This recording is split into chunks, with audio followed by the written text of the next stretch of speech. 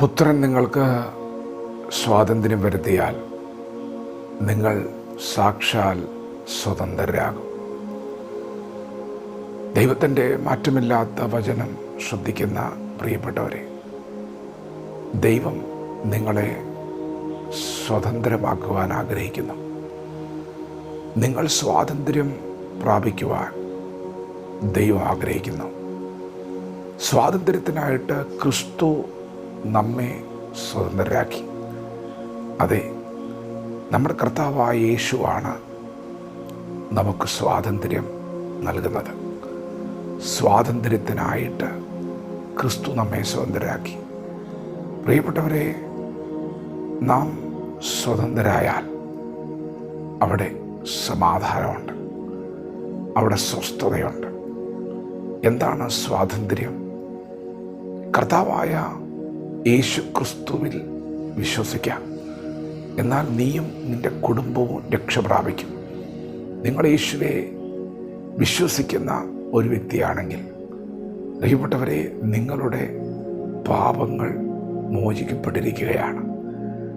നിങ്ങളുടെ പാപങ്ങൾ അത് എത്ര കടും ചുവപ്പായിരുന്നാലും ദൈവം അതിനെ ഇന്ന് പകൽ ഹിമം പോലെ വെളുപ്പിക്കുകയാണ്. അതൊരു വലിയ സ്വാതന്ത്ര്യമാണ്, പാപമോചനം. അതെ, നിങ്ങൾക്ക് ഇന്ന് പകൽ ദൈവം ആ സ്വാതന്ത്ര്യം നൽകുകയാണ്. തിരുവചനം പറയുന്നു, സത്യം അറിയുകയും സത്യം നിങ്ങളെ സ്വതന്ത്രരാക്കുകയും ചെയ്യും. എന്താണ് നമ്മെ സ്വതന്ത്രമാക്കുന്നത്?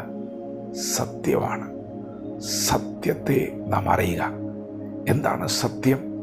നമ്മുടെ കർത്താവായ യേശു നമുക്ക് പകരമായി ക്രൂശിൽ മരിച്ചു. നമ്മുടെ പാപത്തെ ചുമന്നുകൊണ്ട് ക്രൂശിൽ മരിച്ചു. യേശു കർത്താവ് മരണത്തെ ജയിച്ച് ഉയർത്തെഴുന്നേറ്റപ്പോൾ പിതാവായ ദൈവം നമുക്ക് നൽകിയ വലിയ ഒരു വിടുതലാണ് പാപമോചനം. പ്രിയപ്പെട്ടവരെ, ദൈവം നിങ്ങളുടെ പാപങ്ങൾ മോചിച്ചിരിക്കുകയാണ്. അപ്പോസ്തലനായ യോഹന്നാൻ ദൈവസഭയ്ക്ക് ലേഖനം എഴുതുമ്പോൾ ഇങ്ങനെ എഴുതി, നിങ്ങളുടെ പാപങ്ങൾ മോചിച്ചിരിക്കയാൽ ഞാനിത് നിങ്ങൾക്ക് എഴുതുന്നു. പ്രിയപ്പെട്ടവരെ, നിങ്ങളുടെ പാപങ്ങൾ മോചിച്ചിരിക്കുകയാണ്.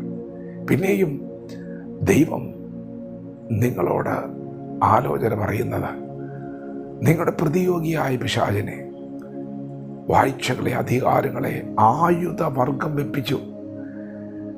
ക്രൂശിന്മേൽ അവരെ പരസ്യക്കാഴ്ചയാക്കുകയും അവരുടെ മേൽ ജയോത്സവം കൊണ്ടാടുകയും ചെയ്തിരിക്കുകയാണ്.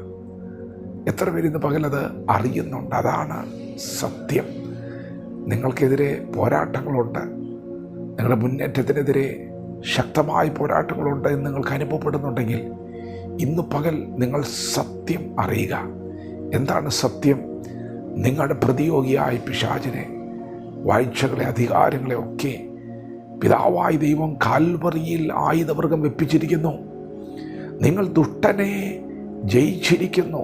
അപ്പോസ്തലനായ യോഹന്നാൻ ദൈവസഭയ്ക്ക് ലേഖനം എഴുതുമ്പോൾ ഇങ്ങനെ എഴുതി, നിങ്ങൾ ദുഷ്ടനെ ജയിച്ചിരിക്കുകയാൽ ഞാനിത് നിങ്ങൾക്ക് എഴുതുന്നു. പ്രിയപ്പെട്ടവരെ, പാപങ്ങൾ മോചിച്ചിരിക്കുന്നു, ദുഷ്ടനെ ജയിച്ചിരിക്കുന്നു.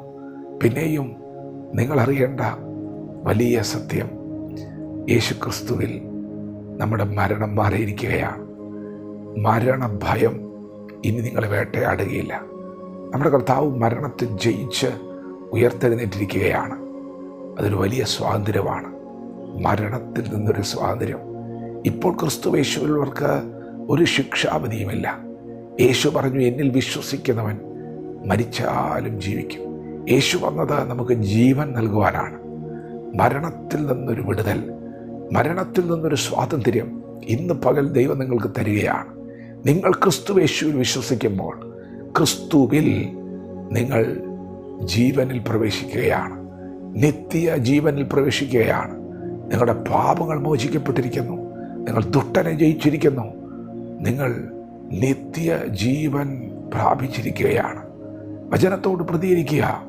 ഇത് സത്യം, ഇത് ദൈവം നിങ്ങൾക്ക് നൽകുന്ന വചനം, ഇത് നിങ്ങളെ സ്വാതന്ത്ര്യപ്പെടുത്തുന്ന വചനം, ജീവിപ്പിക്കുന്ന വചനം.